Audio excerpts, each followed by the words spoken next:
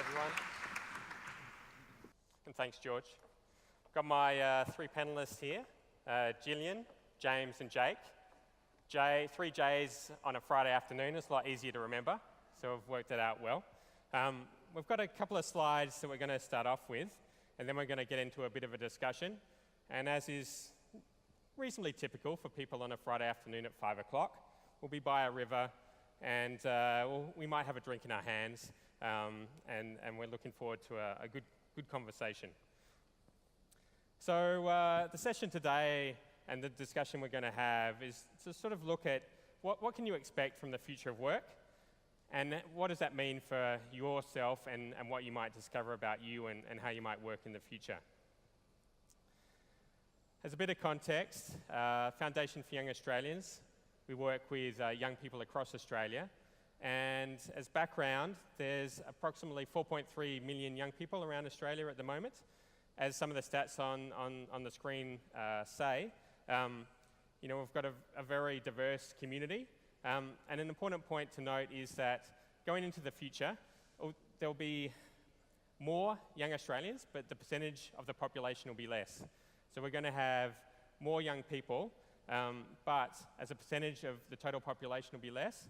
And as we know, as the population ages, we're going to be relying on our young innovators on the stage to sort of, contribute into the economy, help create solutions for, our aging population, help address some of the issues in society.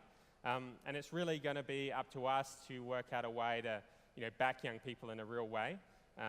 And as some of the stats on screen say, young people want to address these challenges in society. So we know the world's rapidly changing. Over 60% of the world's youth live in the Asia-Pacific region, and that's over 750 million young people in the region. And we know that work and the nature of work is changing rapidly. As we see on screen, 24% of young graduates are struggling to find full-time employment, and we've all heard the stats about youth unemployment being astronomically higher than regular employment around the world. So there's lots of challenges ahead for young people as we go into the future of work. What does FYA do? We're passionate about backing young people to solve a lot of the challenges in society, and we're very focused on how do we get young people enterprising skills so they're able to be entrepreneurial, use digital technology to create, innovate, find solutions, and then also connect them into Asia, connect them into the region, and help them make that transition to lead change around society. So what does the future of work look like for today's 15-year-old? You would have heard over the last couple of days, all about some of these trends.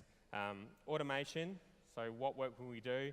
It's changing rapidly as ever smarter machines, robots, etc., help to, make our lives easier in terms of the work we do. Globalization, where we're seeing that work is being, it can happen anywhere around the world, and collaboration. We want to work with the best around the world, so the way we work and the tools we use to work with other people is fundamentally changing the way we work and the way we go about our work. So within that, there's lots of risks and lots of opportunities, and our challenge is to make the most of potential opportunities that are put in front of us, and in the way that we work and the way that we collaborate to really transition Australia's economy in the way that we work in new ways. So can we maximise this opportunity? Our panellists certainly can. And just before we get into the discussion, here's a list of some of the actions that governments around the world are starting to take to think about how we sort of transition, the future of work and how we sort of give young people the skills that they're going to need to navigate that in the future. So everything from boosting digital literacy and infrastructure, placing enterprise skills at the heart of learning, at the heart of education in new ways, and driving innovation and entrepreneurship in new ways is going to be key. But there's also people looking at how do we reform the tax system to redistribute taxation in different ways. How do we tackle the challenges of inequality in new ways, and ensure that some of the work protections that we might have had in the past are adaptive in the future in the way that we allow for a flexible global workforce. And this slide I really love in the sense that it really sort of describes, I would say, a lot of the work we are already doing. But it's a time where we have to sort of throw away the old stereotypes, throw away the briefcase. You're not going to the office anymore in the same way. Probably kiss benefits goodbye, and your new boss won't look anything like what you maybe had in the past. There's no longer a ladder in terms of a hierarchy. That's all dissolving. You may never get to retire. Sorry about that. But there's a heap of opportunity if you work out how to organise your work differently and work differently with people around the world. So I'll hand over to Jake to give a little bit of an introduction on himself and a little bit more about Code for Australia, and then we'll move through the panellists. Thank you very much, and thanks for the opportunity to be here. Being underneath the FYA umbrella is a beautiful thing. What we're doing at Code for Australia is making government work. You probably didn't come here on a Friday afternoon to hear about government, but to hear that we are making government sexy is a good thing. We're about 18 months old. We're trying to get government to work more as a platform, work openly and accelerate digital transformation. And we do that through a couple of different programs. So our fellowship is a year of service. For 12 months, we send a team of 3 super skilled technologists into government for a period of time to basically accelerate that digital transformation. These guys come from the likes of Google and Microsoft, and they bring in a fresh new way of working and develop technology solutions to civic issues that have been around for a while. One of the other programs we have is the Civic Lab. The Civic Lab is a self-organising group of people that meet once every fortnight, and we provide the tools and resources, and they can pick it up in any state across Australia. And the Academy is our third program, very fresh off the bat, so it hasn't started yet, but we're putting 10 people from industry, 10 people from government in the same room, giving them a challenge and seeing what comes out of it. So all of them, in some way, have the capacity to make government work more as a platform. Oh, we're also tied to 25,000 people around the world, which is great. Yeah. Fantastic. And next, Jillian. Okay, so do you remember back in high school when you used to rush to mathematics class thinking, yes, I can't wait to get stuck into these nonlinear equations? Oh, me. Yeah, wow. I wasn't expecting anyone to say yes, but that wasn't my experience either. And the reason that I bring that up is Machinam, which is my company, that's the problem that we're tackling. So we're actually developing app-based resources that connect what students are learning in class to their real lives and their interests. So I've got up there on that slide, Grand Theft Auto meets maths textbook, and that's essentially what our vision is. Great. The third, James. Yeah, thanks, Andrew. So I wasn't one of those kids who rushed as soon as the bell went to maths class. I was more one of those kids who liked getting out of the classroom and seeking new experiences by getting out and doing things. And that's part of why I, together with a group of friends, started Asia Options. We're a one-stop shop for information and support to access opportunities across Asia. So that's study opportunities, professional opportunities, and opportunities to learn Asian languages. We do that in a few ways. We have a listing of those opportunities, but we also publish people's personal experiences. So the idea being that if you go and do a study course or do an internship in Asia, you write about it, what it was, how it benefited you, and also some tips about how others can go about doing this.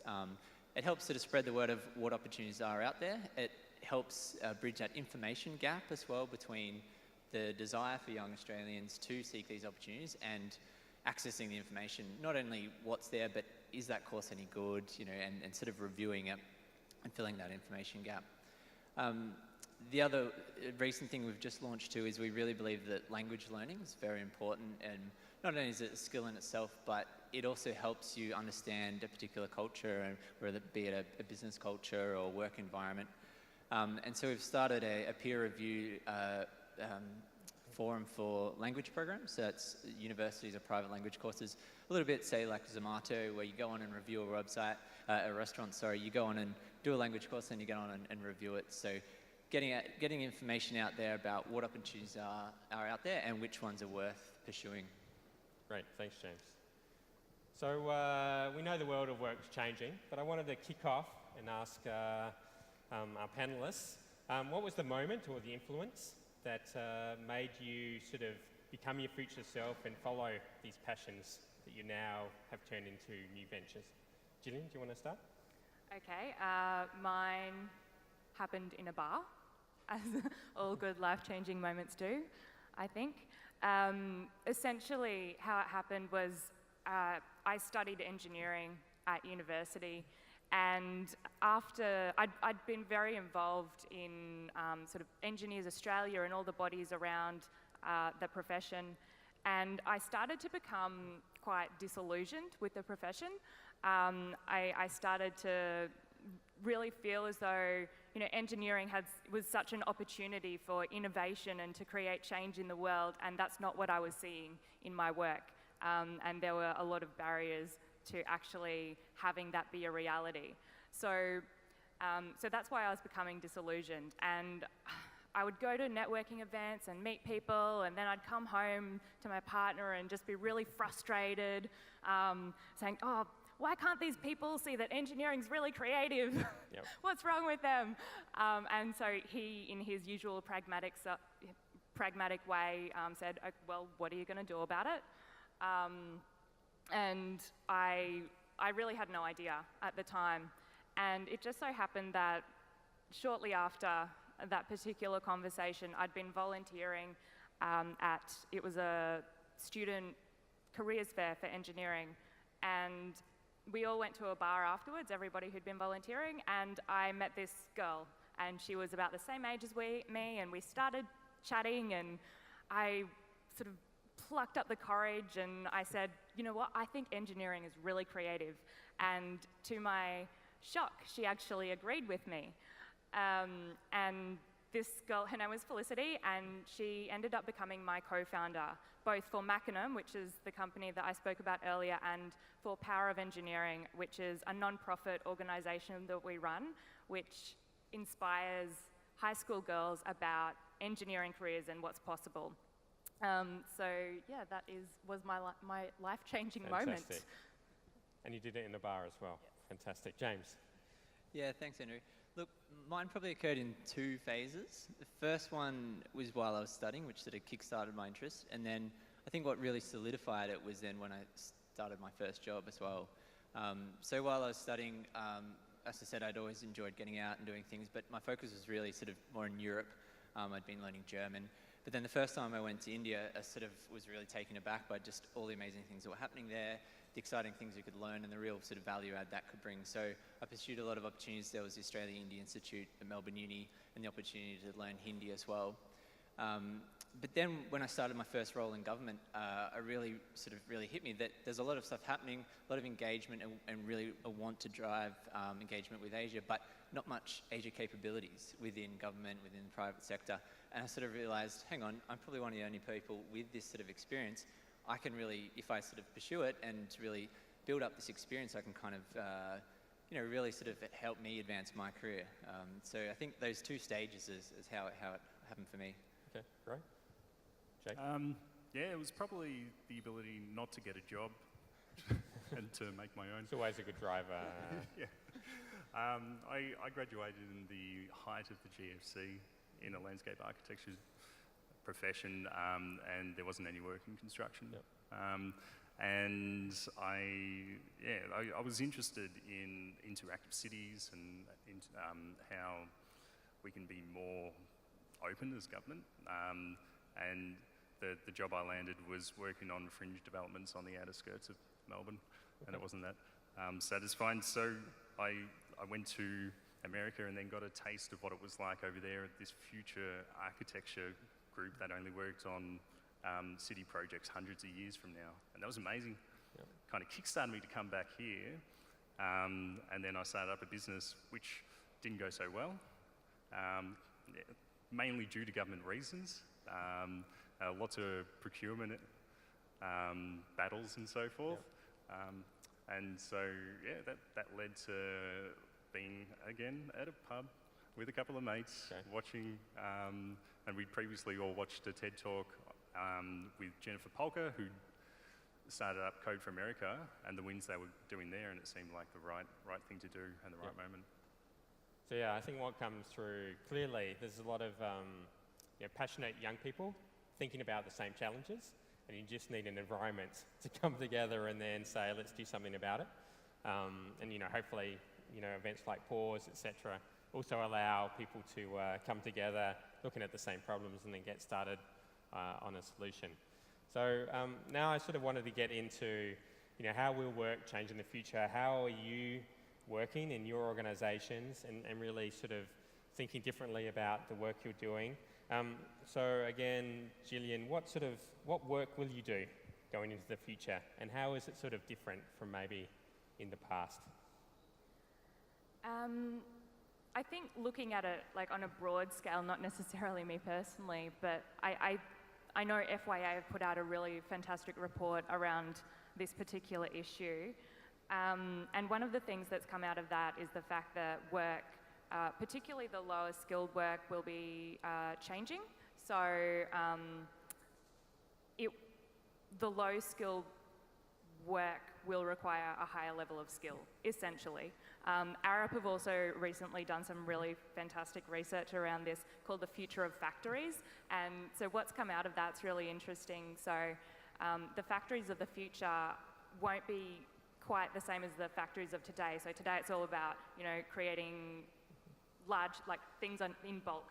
And the factories of the future will require a high level of specialised skill. So, all of the research at the moment is pointing towards the fact that there will be a higher level of skill, whatever the work looks like, is what will be required. In terms of how, did you ask the question? Or what you'll be doing. So, for example, with your venture Macronum, you're almost rewriting maths textbooks for the modern world, right? What does that look like? How are you getting people involved in that? What are some of the challenges, I guess, that you're facing with some of that? Yeah, I guess, so the thing with that I'll answer the way that I'm currently working, because I think this is kind of the way the trend is going. So it's kind of, I've heard the term slashy, we're the slashy generation, so we're like, so what are you slashing? So I'm for instance, myself, I'm working on Machinam / power of engineering / I've just was working on my PhD at the same time / part-time job, and is that it? Yeah. There must be more. Yeah. And I think that's the trend that I'm seeing a lot more young people moving towards, is working on a whole lot of things that they're really interested in at once. It's not just, for instance, me, it's not just I go to uni, I study engineering, and then I'm an engineer for the rest of my life, which is what I thought was going to happen when I studied engineering. Yep. So the data says 14 careers over your lifetime. Yep, that sounds about right. Yep, great. James? I think the work we're doing with Asia Options probably sums up where I think the future's going to go. A couple of things. I mean, as Jillian was saying, this idea that you need a lot of experience. You need multiple. You can't just have one degree and then have worked in one place. You kind of need to have done this degree, worked here, started this yourself, done an internship here. So this collective experience, I guess, building up and sort of also being nimble in terms of how you move with that experience throughout your career. But the second one, which I think really epitomizes what we do is the globalization. That future work is going to be really global. I mean, that might be that you go overseas, but it's probably going to be that you're here working in what might have been a traditional field, but that field is now more globalized. It used to be that it was all about firms relocating offshore, but now it's a lot about collaboration across borders. I mean, you used to study international relations if you wanted to go and work in the foreign service or travel abroad, but now increasingly, I mean, as I said, I work in government, and even just in the health sector, the education sector, road transport, sustainability, we're constantly looking for international partnerships to sort of expand the horizons, increase capabilities, and also in terms of sort of some of the clients and services that you'll be delivering, if it's in government or in the private sector, you'll be working with global clients. So I think getting that global experience is really what's important for the future. And how do some of those partnerships sort of happen? Is it sort of just, word of mouth, someone Skypes you, you're like, yeah, look, I mean, that makes sense. Let's go put it on the website, see if traffic comes, and yeah, look, on Asia Options, that is. Yeah, look, I mean, a lot of it, I mean, we started off as a group of students, I'd been to India, mates had been to China, Japan, Korea, and we kind of got together and thought, look, there's a lot happening, but it's not really being centralized in one spot. So we got those experiences together, and now we've gone out and really sought out more and more experiences to kind of bring that together. And it's really easy, actually, to find people who've gone and done something. The hard thing is just kind of bringing it together and then sort of demonstrating and communicating the opportunities out there. In terms of sort of the global experiences that you might experience in your workplace, some of them are organizations going out and looking for new markets or looking for ways to sort of reduce costs in their operations or to find new innovations. But increasingly, a lot of it's just coming to us as well here in Melbourne. I mean, in the slide that Andrew had there, we've got 20% of our population is born overseas. Yep. Tourism, international education is a huge part of our economy. And so whether we like it or not, some of these things are coming to us as well. Right. Okay, Jake? I think the collaboration word is going to pop up probably too much. I think the future work is about bringing together the groups that don't necessarily collaborate. If you're stuck in the middle of a profession, it's very difficult to look outside, but it's much better to be on the outskirts of the profession and be able to look at influences elsewhere. And I think I was in that example, but also with our civic lab, there was an instance, so we partnered with a specific government department each month, and the department that came to us was Department of Environment, Water, Land and Planning, which is a huge portfolio. They take on way too much. And the one guy in particular that we were working with, he was given the task and I think $50,000 to solve climate change.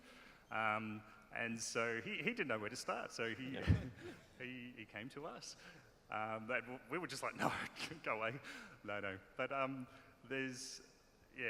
he brought that question to the table, like how can we solve climate change with these resources? And we're at a right time now where in the past we didn't have a platform for that to happen, but now with open source technologies we're able to tap into the intelligence from across the globe, as you were saying. So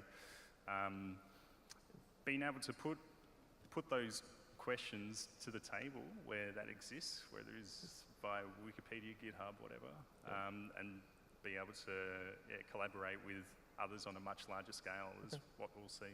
Okay, great. And just going back into that theme, describe sort of a typical day, in how you work. What are some of the tools you use? How do you sort of get that collaboration going? What are some of the methods that you're starting to use now to really accelerate that, I guess? I don't know. No, it's extremely difficult to do so. Yeah. I think, as you were saying before, AI, artificial intelligence, will take out all the monotonous tasks, hopefully, so I don't have to do accounting and all the other bits. So you spend too much time on all the your maths, accounting and your admin right now. Yeah. And you're ready to get rid of that. Yeah, so you do have more room for the creative aspects of it. On a day-to-day basis, it will be more discussions with people rather than doing work individually, I think. Okay. Yeah, look, I'd certainly add to that. I think it's the discussions and probably the communication skills that you have. Those communication skills are essential to collaboration. And they're also ones that are transferable across different professions as well. You know, they're not specific to engineering or to IT or to government. They're things that transfer across. And as you're saying, with the changing nature of work, I really think that focusing on some of those core skills that are transferable, inherent to all areas, are essential. Okay. Jillian, do you have anything? Yeah, so to just respond to your question about what does a day look like, and some of the tools that we use. So I am based here in Melbourne. One of my co-founders is based in Sydney and the other is based in Brisbane. And when we first started working on Machinam, we were all living and based in Brisbane. And perhaps ironically, since we have dispersed across the country, we've become much more productive. Maybe it's because we used to just catch up for breakfast and just talk. But I think part of it is because of the tools that we're using to manage ourselves and to manage our time now. So, you know, everything is done online. We don't talk every day, we talk once a week, and it's a really intentional conversation that we have. So on the day-to-day basis, we use all the tools like Slack and Trello to organize our work. We have staff in Sydney and in Brisbane at the moment, and similarly, it's not a face-to-face relationship necessarily. We've all caught up everyone once so far, so it's very much a virtual relationship, which, like I said, actually has worked really well and in fact better for us than the face-to-face. And how do you keep engaging people in the purpose and in what you're doing? Is it really that, you know, that strong belief in terms of the mission and what you're trying to do? So there are two things. One of those is when we do engage people initially, it like that passion is essential. It's almost, we don't really invite people to join us. Yeah. They kind of They have come, to they demand find you. it. Yep. Yeah. And the other thing is, one of my co-founders, Claire, is just an incredible, amazing people person. And like a really huge part of her role is dedicated towards keeping our people engaged and having them do their best work. So Great. yeah, it's a lot of time is devoted to that. Great. And I wanted to ask now, going a bit deeper, how do you keep ahead in terms of some of these tools, some of these trends? How do you sort of invest and back yourselves differently to stay ahead on the curve in terms of innovation and the work that you're doing and sort of the business models you're putting forward, and how you collaborate in terms of achieving your goals? Elon Musk. Jake? Yeah, I think it's very much about like re-questioning how things operate. Yep. Not specifically, I mean, you can look at trends and see how things are progressing, but it's like the bigger issues, like as you were saying, there's over 1 million kids being brought to the world every week, and you know, I think that's like 22 Australias happening in a decade. So, like, trying to reframe the question of like, how do we design systems to account for that scale? That's an answer. Any ideas? Yeah, good question. Look, I mean, to answer your question, Andrew, ours is probably a little bit different, where our product's more about connecting people with opportunities. So we didn't so much go out and create something brand new. We looked at what's out there, what are people wanting, and what's already happening. So, you know, we saw, I mean, we built on our interest, first of all, in Asia, but also our friends and colleagues and other students' desire to engage with Asia. Yep. And looked at, you know, some of these trends around work and the fact that you can't just do your degree anymore and expect a job. You need to have a whole lot of other experience alongside that as well. And then we took that and then said, well, what's out there? Are there the opportunities there? And we then tried to connect those. So for us, it wasn't just about sort of creating something new, but it was more about looking at how we can better connect what's already there.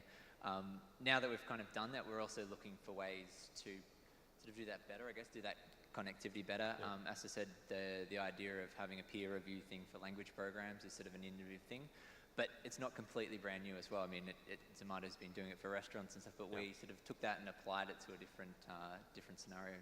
Okay, fantastic. Jillian, do you have anything?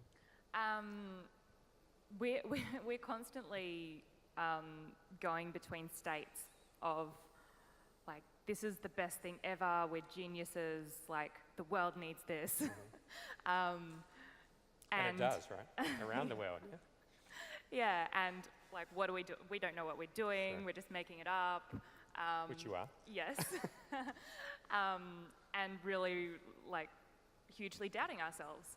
And I'm not entirely sure where I was going that, but so like the biggest thing for us, like in terms of the collaboration side of it, is we love talking to people, and like that's what we're all really, really good at. And so that's what we do a lot of. So every time the government recently put some funding towards a program which is really similar to the work that we're doing. It's called Mathematics by Inquiry. So as soon as we heard about that, we just found a phone number and called them up and said, hey, do you guys want to have lunch? Yep.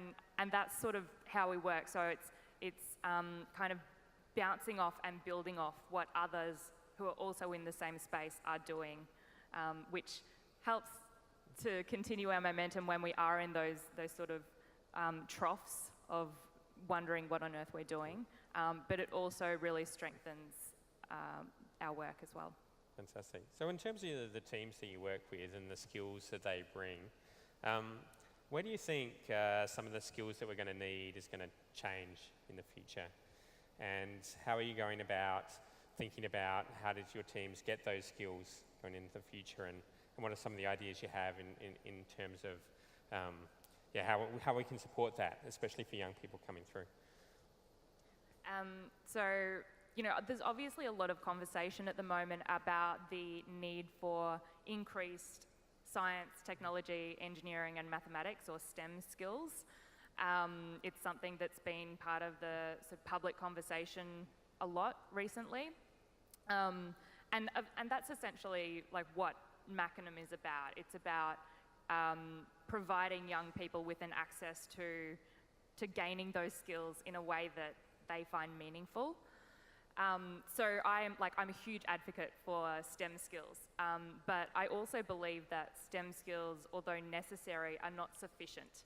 So I think that in terms of the skills that young people will need for the future of work, it's not even necessarily having those technical skills. It's more about having an understanding about how to look at a problem and go, okay, so how can I approach that? Like, what do I already know? What do I need to know? How do I get that information? Who do I need to talk to? So it's more about having those broader problem-solving skills, and also just a broad knowledge about the world and how it works. So, at school that might look like not necessarily taking all the STEM subjects or all the humanities subjects, but maybe a little bit more diversity in the types of subjects that students are studying. Okay, so we want more engineers studying Asian languages and then having an experience collaborating and implementing and the other way as well. Innovation and the other way vice as well. versa. Yeah. Fantastic. Okay. James? I think you've summed it up beautifully there, Andrew. That's exactly what the model student-employee should look like. No, I mean, I think it's more about having like a well-rounded set of skills. There's not one particular thing that stands out. It's about having this suite of skills. But also, I mean, as Julian was saying, having like adapting and continuing to learn as well throughout your study and throughout your career as well, and that changes. Bringing it back to the thing that I'm really passionate about and Asia Options is passionate about is Asia capabilities and skills. I think that has sort of two elements to it. One is that it's a skill in itself, understanding an Asian language or understanding that culture and that business environment is a real skill. But it's also a vehicle for learning other skills as well. So by going to China, going to India, going to another country, you're exposing yourself to new ideas, to new ways of thinking, and you're constantly learning as well. So I think it has two elements that are really important to it. Fantastic. And Jake, I just wanted to ask, in the work that you do, also you work with a lot of people in government, a lot of people in corporate. How do you go about sort of taking the skill set that you might be bringing as part of your team and working with others and trying to get to the best solutions? Is there sort of hurdles that you come up against and sort of the ways you go about doing your work? Talk a little bit about that. Sure. It's important to all be on the same track of where you're heading. So if you, rather than say, I want to go here, it's like we as a collective effort, we want to get to point X. Like what's the ideal vision of the future you want to have? And then you work backwards, I think. It's like trying to, and I think it's a skill that young people should be more educated on. And so there's already enough content out there. There's loads of content. It's about trying to navigate that distance to that projected future. Like how do you make the entrepreneur type trajectory a methodology that you can work at? And we've got a mix of society in the room, all different backgrounds. How can people in the room, society, work better with young innovators, these new ideas? What are some of the things you'd like to see to remove some of those barriers or create a greater focus on getting to those innovations and actually working with yourselves and your teams and other young people to really see these changes in the way we work and the way society works come through? Jillian, that's an easy one for you to start with.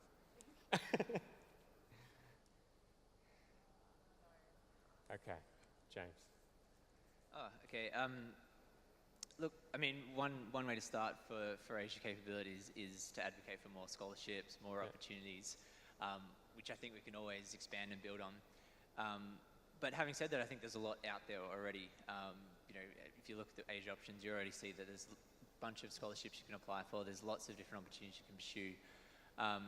So I don't think that's the core problem. I think maybe for us, we've had a lot of support from FYA in just helping us, I guess, providing us a space to work. A lot of our work is done online as well, so it doesn't have to be, we're not searching for, an office. We're just looking for a little bit of time here and there, somewhere we can go in, log in, have a Skype session, or draft up our next post. We're also looking for, our Asia Options is all about connectivity as well. So we're constantly looking to meet new people as well. And through FYA, we've had a lot of opportunities to meet different organisations that are doing great things. As Jillian said, you hear about someone else doing something and you go, great, I want to meet with you. I want to hear what you're doing and see how we can collaborate too. So I guess whether it's government, whether it's private industry, it's just general society, just creating that environment that encourages collaboration, encourages growth, and just provides, it might only be a small thing, as I said, a couple of hours access to a room or a computer to help facilitate that engagement. All right, great. Jake, you want to add? I think if you're in the social enterprisey, not-for-profit space, you'll find you're just asking people all the time for cash. Does that work? Sometimes, hopefully. Resources to sustain yourself, and it's such a mental effort to get to the point. Usually, you ask people, how long have you been running? And if you can get to 2 years, that's a really decent effort, because the first 2 years are really hard. Okay. Yeah. So what things maybe have happened along the way that really helped you get going? Was it sort of, mentors or, advisory boards or, injection of cash? Talk about some of the things that have sort of helped you take those next steps. Jake, do you want to just follow on with that? Yeah, if you can find people who you connect with, as you're saying, mentors, but also they get your vision, and they're like, yes, it needs to happen, and you just keep in touch with these people to make sure that you're on the right track. I don't know. Great. Jillian? I hear you're eager. Yeah. See you're eager. Yep. This one I can answer. I guess the key things that have really been an injection into what we've been doing have been, first of all, just that support and belief from people around us that yes, this is A, valuable and B, possible. So the first instance of that was when we were first starting out with Power of Engineering, and this was back in 2012. We decided we wanted to run this event for high school girls to inspire them and show them what's possible about STEM and engineering. But we had no idea how on earth to go about doing that. So, we called up, it was one of our old lecturers at Queensland University of Technology, and he put us in contact with all the right people to make it happen. So it's, having people around us who actually believed that we could do it. And then following on from that, I guess, like the cash was a big theme. So you can do so much without anything. I mean, in the first year of Power of Engineering, we ran 10 events all around Queensland. We didn't even have a bank account. Like, we weren't an organisation. We were just running events, and it was just through people providing things for us. So you can do stuff without money. Boris still, yeah, well, right? you can make stuff happen. But we got to the point where we couldn't really go any further on that model. So that's where the money came into play. So for us, there are a couple of key points. One was we got quite a decent sum of money from the Queensland government. And then we started Machinam, which was a different organisation. And the first lot of money we got was through the Foundation for Young Australians. And that was huge, because it was the first lot of funding that we've got, and we've got a couple more since then that's kept us going. So hopefully now we'll become a revenue-generating real company. Fantastic. In a very That's what we short like to see. future. James? Yeah, look, just to build on that, I can probably add, I think we probably need a bit of a mindset shift, and that's something that everyone can contribute to in society, government, education, and us as well. I think we've got a lot of really talented people here in Australia, and a lot of really good ideas, but we don't have that culture of getting out and starting something yourself. A lot of people, you go to uni, you do really well, and then you apply for a job, and that's how, you take the opportunities that are there. You don't get out and sort of create things yourself. I mean, there's definitely people doing it, but we don't have that culture in the same way that some other countries do. And I think that's where, whether it's mentors or it's just stories and personal experiences, personal anecdotes, and getting those out there is really important. I mean, that's what we've built that into Asia Options as a core part of our platform, is telling people stories of, I went and did this in China, this is what it meant to me, this is how I did it, this is what I gained from it, and here's some tips of how you can do it as well. And that's just one example for Asia capabilities that can apply to maths, engineering, anything else as well. But getting those stories out there, hearing that it's possible, hearing how people have done it, I think that allows people who have good ideas and good skills to then go, okay, that's easy, it is easy, it is possible to get out and do things. And added into that too, I think exposure to people as well. There's people who've done similar things before, and just getting in touch with them and getting the opportunity to talk to them. They might not share your passion, but they've done something elsewhere, and they can kind of lend a hand there. I mean, I think I was quite shy, growing up, and I was really hesitant to contact people. But if you contact someone who's more senior than you, who's got a lot of experience, and say, hey, this is what I'm looking to do, 9 times out of 10, they're going to go, hey, that's a great idea. I'd love to share my experience with you as well. So I think hearing people's stories and then having access to people who've done it as well to discuss things are really important. Yeah, just following up on what you say about exposure to people who've done it, I think, for me, that was a really big thing, seeing and meeting people who have done this stuff and realizing that they're not these big, special, amazing people who have some kind of secret knowledge. They're actually just like me, and if they can do it, I can do it as well. Yep. Yeah. Fantastic. I just wanted to ask a little bit about your approach to engaging what you might call volunteers in the work you're doing and engaging your network. There's a lot of research that's starting to say that back in 1996, it took 1 year after university to get a full-time job.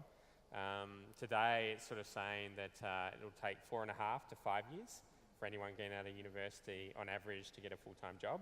And you can extrapolate that further to say the future is going to be all about slashing, or everyone's going to have this sort of portfolio. So you just want to, what are your thoughts on whether sort of full-time work in the traditional sense is gone, and what does it mean in terms of engaging teams, engaging resources in this sort of new world of work, and how are you going about it yourselves in your organisations?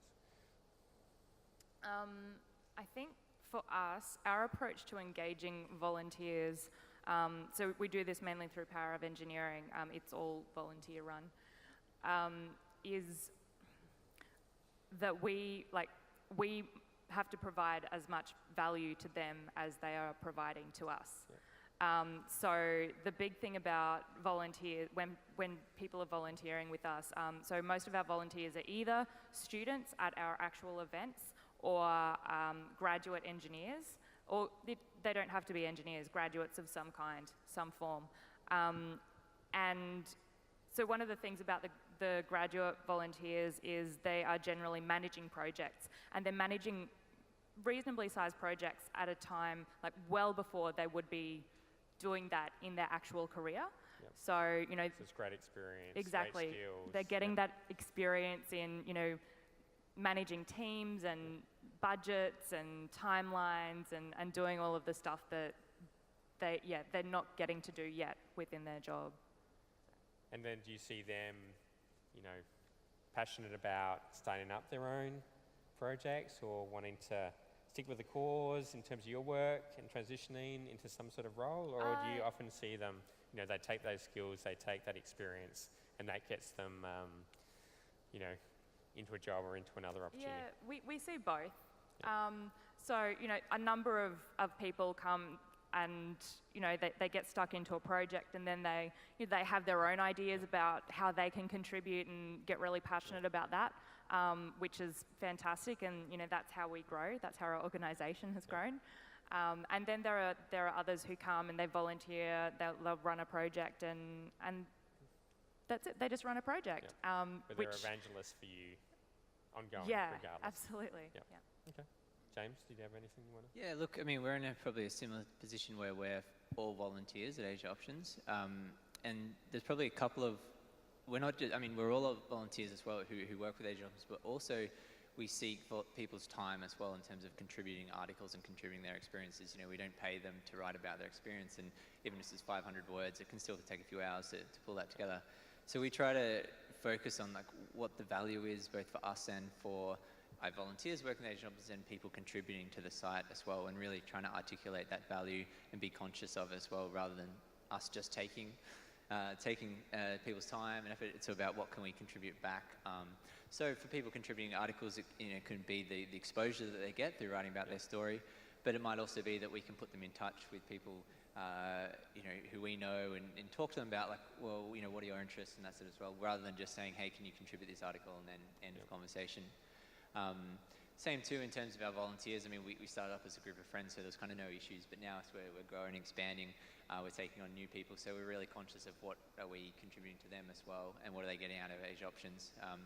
I run the India section of the site, and we have a couple of correspondents working with me, so I try and work with them in terms of developing their writing skills and mentoring them a little bit as well. I think going forward too, we'd really like to expand what we do.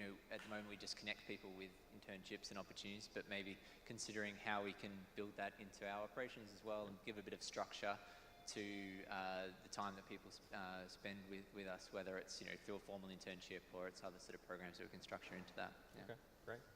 And Jake, I know your experience is a little bit different, where you're also trying to attract people who are passionate about data, technology, and then in some cases you're then engaging them to work 6 months a year in other organisations in that sort of fellowship model. Can you tell us a little bit about that and your general sense? It's not just data and technology as well. It's interested in problems that have a big impact on people, whether it is through justice issues or economics.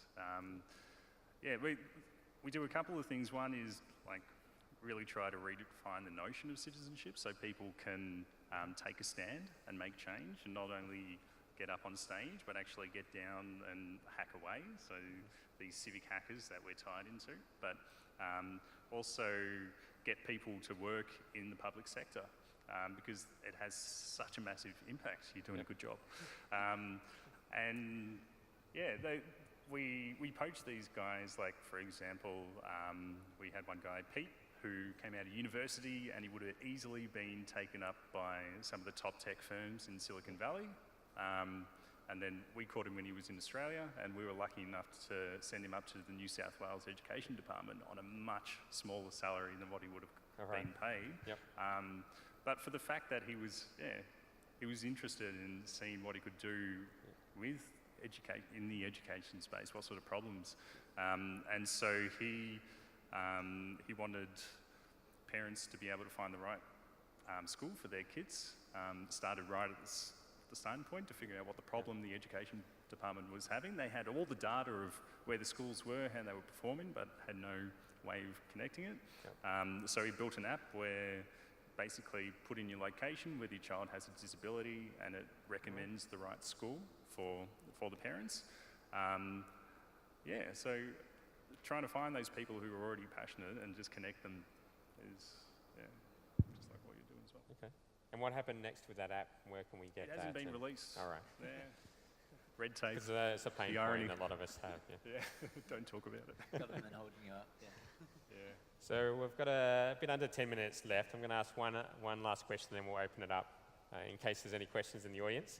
But going beyond jobs and work, what is next for young people? There's two schools of thought that sort of says, as sort of automation, collaboration, globalization changes, the way all of us do our work, that you're going to have this one scenario where you've got, the haves and have-nots and great inequality.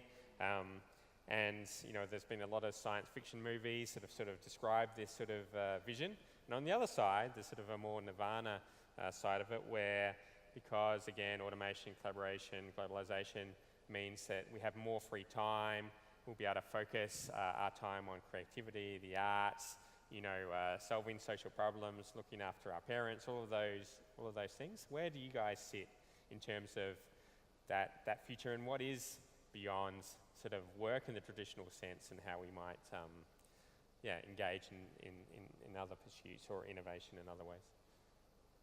Jillian? Well, I am an eternal optimist.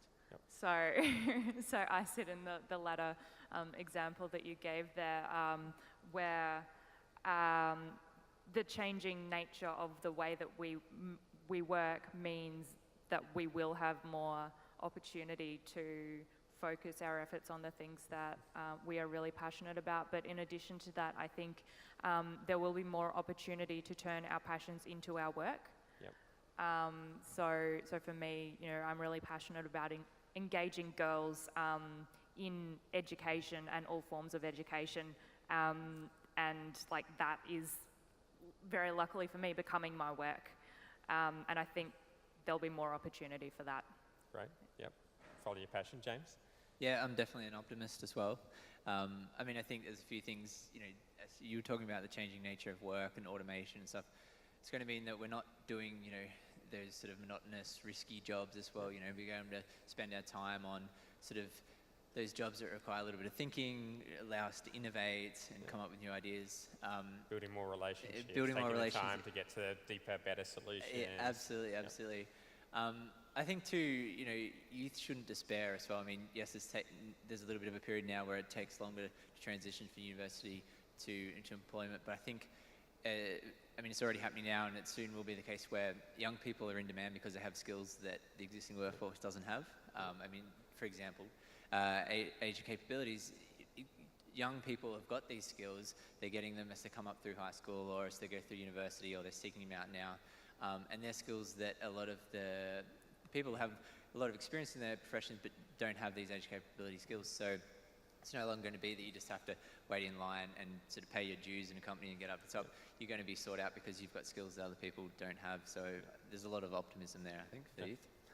Jake? I don't have anything else.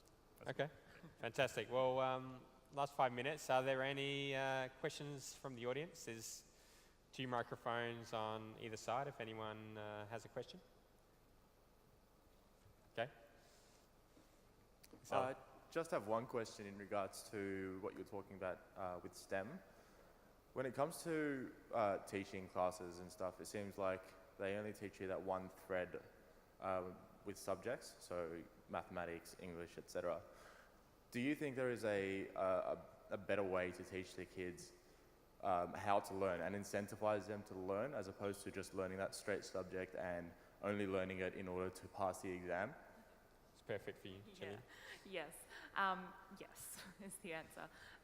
So a really cool part of the resources that we're developing is what's called inquiry-based learning, or another term that's really similar is problem-based learning. And so what that means is students are learning by tackling a real-life problem. And, you know, problems in the real world, they are not just focused on mathematics or on chemistry. They have a whole range of different inputs. So I think, and this is something that schools are really starting to cotton onto, and a lot of teachers are really interested in at the moment, is this whole notion of inquiry-based learning. And yeah, through this, students are, so like I said, they're learning by tackling a real-life problem.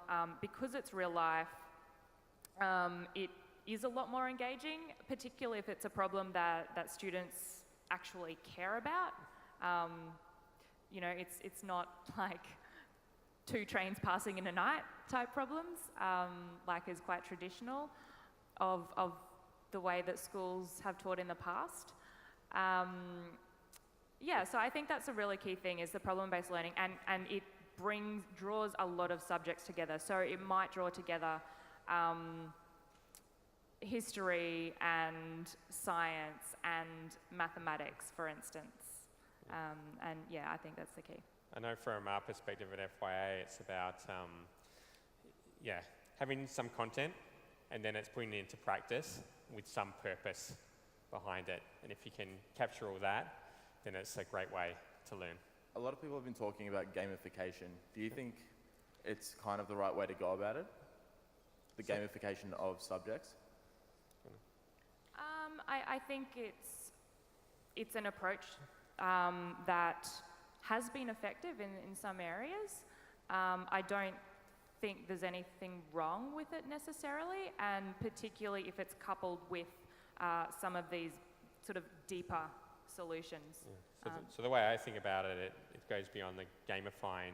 It goes to the feedback loops, yeah, and how you're getting input, and how you know, from that you're then deciding what you do, and having that. And you hear the word iteration all the time.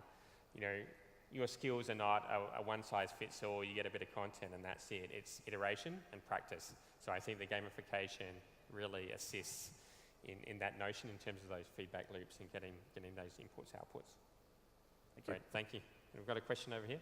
Oh, hi, this one's for Jillian as well. You said, to paraphrase, something along the lines that there's more to life than STEM. I'm a person who ran a large digital business, and I think the thing that shit scares me the most at the moment is this notion that everybody in the world needs to learn to code, and if you can't code, you can't participate in the digital world, which is the greatest load of crap in history. Yeah. Could you expand a bit just on terms of your view about STEM, where it fits, and for those kids who sort of perhaps are more artistically minded and all that, how you balance it? Well, okay, so I think where the whole STEM part of the conversation, it's coming into the conversation about innovation. So, you know, we're in this time of innovation, and people think of innovation, and often they think of science and technology and digital and that sort of thing. And I think that's why STEM has been talked about so much. But one of the key elements for innovation is also its diversity. So diversity in genders, in backgrounds, in interests, in level of experience. And yeah, for that reason, in order to tackle any of the world's biggest challenges, or any challenges really, we need diverse thinkers. So we don't just need people who are brilliant at coding, or who are brilliant physicists. we also need people who think in a really creative way, or have experience in different countries. Yeah, so it all comes back to diversity, I think. Thanks. Great, thank you. I think we're finished. Can you join me in thanking our panel?